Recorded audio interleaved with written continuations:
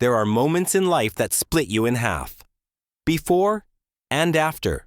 Mine happened the day I watched my stepdaughter walk down the aisle with the man who abandoned her, while I sat in the crowd like a stranger.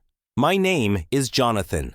I've been married to Sarah for 23 years. When we met, she was a single mother to a 5-year-old girl named Lily. Lily was the kind of child who made you want to be a better person. Bright, curious, with a laugh that could thaw glaciers. The first time I saw her, she was running through the park with a paper crown on her head, dragging Sarah behind her, yelling, "I'm a princess, and Mommy is my unicorn." I remember thinking, this is what home could feel like. Sarah was up front from the beginning. Lily's father, Peter, had never been reliable. He showed up on birthdays with plastic toys from the gas station, called every other Christmas, and left more broken promises than memories. Still, Lily idolized him. Kids do that. They romanticize the absence. I didn't take it personally. At first, I didn't plan to become Lily's father. I just wanted to be a good man to her mother.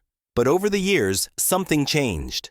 She called me Jonathan at first, then John, and finally, one day, without warning or ceremony, Dad. I was helping her with math homework, and she just said, "Thanks, Dad." My hands froze mid-equation. That night, I cried in the shower. Not because I was sad, because I didn't know someone else's child could feel so much like your own. From then on, I was there for everything. The scraped knees, the bad grades, the heartbreaks. I was there for the science fairs, the soccer games, the piano recitals. I stayed up late editing college application essays, taught her how to drive, and survived, paid for tutoring, and eventually covered her college tuition when scholarships fell short. Peter? He'd show up randomly, take a few pictures for social media, then vanish. He never paid child support. He never attended a parent-teacher meeting. But Lily still clung to the idea of him. I never tried to replace him. I just tried to be there. The day Lily graduated college, she ran into my arms and said, "I couldn't have done it without you, Dad." I thought that sealed our bond. I thought that meant I was enough. I was wrong. When Lily announced her engagement, I was thrilled. Her fiancé, Daniel, seemed like a decent guy. Responsible. Polite. I imagined walking her down the aisle, giving a speech that would make everyone cry, and toasting to a future I'd helped build. I began writing drafts of what I'd say. Things like, "Even though I didn't give you life, you gave mine meaning." But when the invitations came, my name wasn't listed under father of the bride. I was just another guest. And the man walking her down the aisle? Peter. The man who hadn't been around for more than 10 weekends in her life.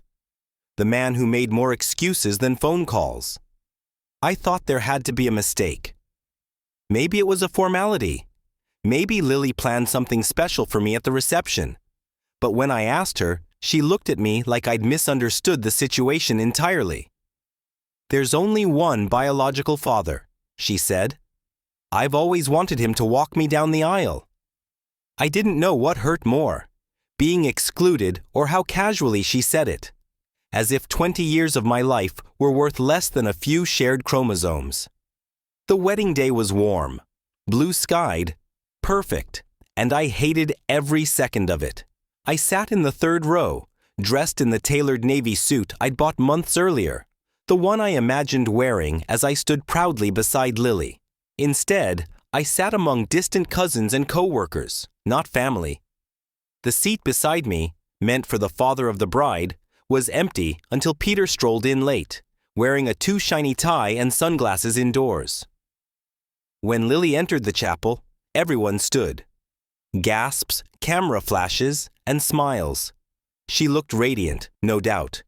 But I couldn't see her face clearly through the blur in my eyes. My stomach tightened when she took Peter's arm.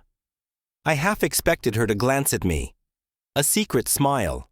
A wink. A silent, "Thank you." But nothing. Her eyes were fixed forward. And so was my heartbreak. During the reception, I sat quietly through the speeches, Daniel's father toasted his new daughter-in-law. Peter, slurring slightly, raised a glass and said, "I always knew she was destined for greatness, just like her dad." Laughter. Applause. No one looked in my direction. I was invisible. I left before dessert. That night, Sarah found me sitting on the edge of the bed, suit still on, tie loosened. "You left without saying goodbye," she said softly. "I wasn't needed," I replied. She sat beside me but didn't touch me. "You know Lily still loves you." "Does she?" I looked at her. "Because love without respect isn't love, Sarah. It's convenience." She didn't argue. Maybe because she knew I was right. The days that followed were cold and quiet. Sarah walked on eggshells. Lily didn't call. I deleted the wedding speech draft from my phone. Every time I opened the fridge and saw the slice of cake she sent home with Sarah, I felt sick. Then came the call. "Dad!" Lily's voice was chipper. "Oh my God, Bora Bora was incredible. You would have loved it. But, hey, I was wondering, can you help with something?" Of course, there it was. Turns out the honeymoon ran over budget. A few too many spa days, a surprise boat rental, and a last-minute upgrade to a beachfront villa. Could I help cover the $3,400 difference? I didn't shout. I didn't cry. I simply said, "I can't help you this time." Long silence. "But you always do." I took a breath. "Maybe you should ask Peter. He's your real father, right?" Her reply was a whisper. "I understand." Then the line went dead. Part 3. The collapse of everything. Sarah was furious. "How could you say that to her? After everything?" "No, Sarah," I said calmly. After everything, she erased me. I paid for her dreams. I raised her. And when it came time to stand beside her, I was a nobody. You know how much she wanted that moment with Peter. She wanted a photo, Sarah, not a father. We didn't speak for 3 days. Then came the next wave. Emma and Daniel were broke. Andrew lost his job. Rent was due. This time, Sarah asked me to help them as a family. I shook my head. I already paid for a family that forgot me. The fight that followed left scars. Sarah accused me of being bitter, selfish. I accused her of watching me give everything and never defending me once. That night, we slept back to back, 1,000 miles apart in a king-sized bed. A week later, Daniel messaged me. "Hey, it's Daniel. Can we talk? It's important."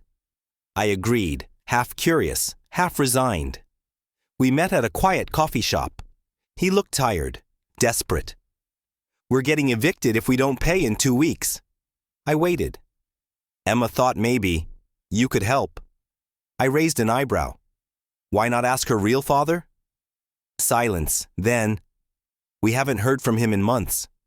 I smiled bitterly. Exactly. But when it came time for the big day, he was her first choice. Now he's gone, and you come back to the man she rejected. Daniel didn't argue. He didn't even beg.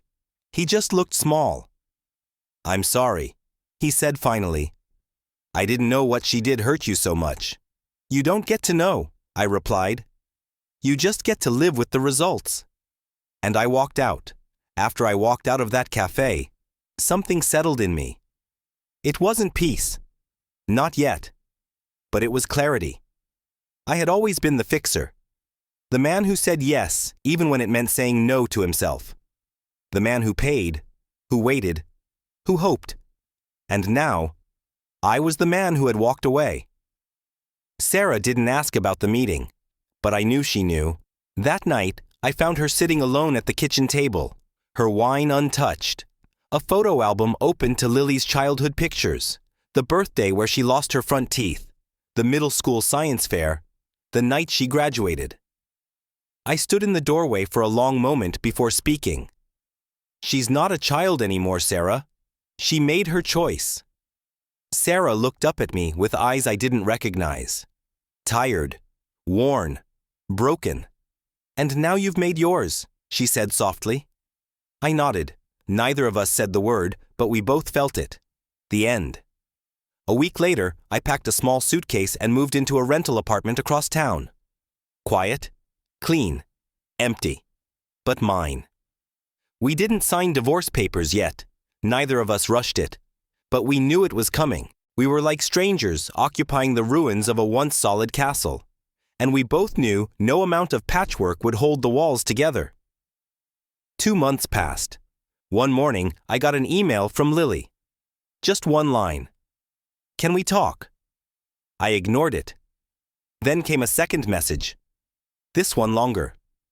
Dad, I know I messed up. I know the wedding hurt you and I didn't see it then. But I see it now. I'm sorry. I miss you. I stared at that message for an hour. Part of me wanted to reply right away. To let her in. To pretend we could just pick up the pieces. But another part, deeper, wiser, held me back. When someone breaks your trust so completely, forgiveness isn't a door you can just unlock. It's a bridge you have to build, brick by brick, with work, with time, with truth. I didn't respond. Not yet. It was a warm spring day when I finally agreed to meet her. We chose the same park where she'd once learned to ride a bike.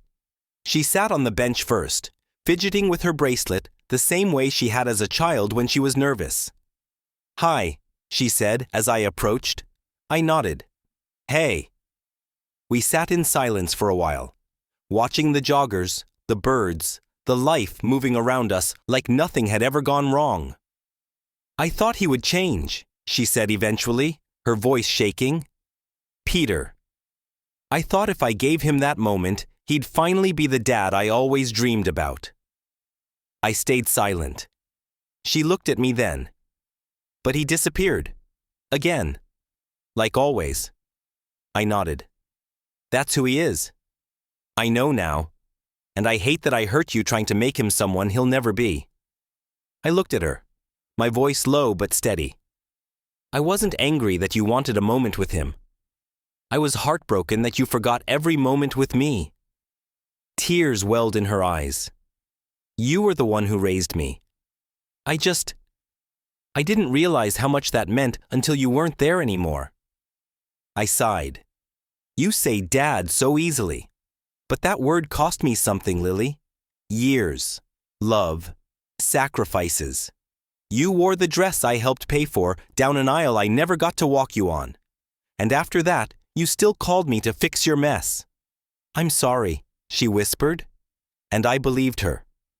But belief isn't the same as healing. I'm not saying we can't fix this, I told her. But it's not going to happen over one apology. This has to be earned. Not with money.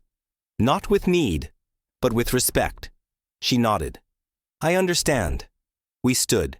She opened her arms for a hug. I hesitated, then stepped forward. It was brief, but it was real.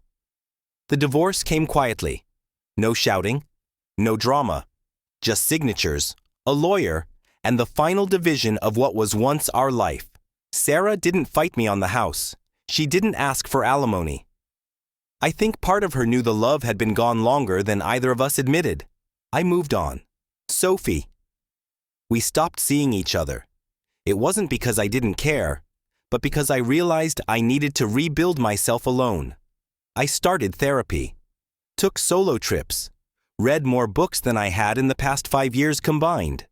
Lily and I text sometimes now. It's slow, careful. But maybe one day we'll be in the same room again, laughing at an old joke, remembering the good without reopening the wounds. What I've learned is this. Being a parent is more than biology. But it's also more than effort. It's recognition. And sometimes, when that recognition never comes, you have to walk away to save what's left of yourself. I don't regret loving Lily. But I'll never lose myself in someone else's story again. Because this chapter is mine.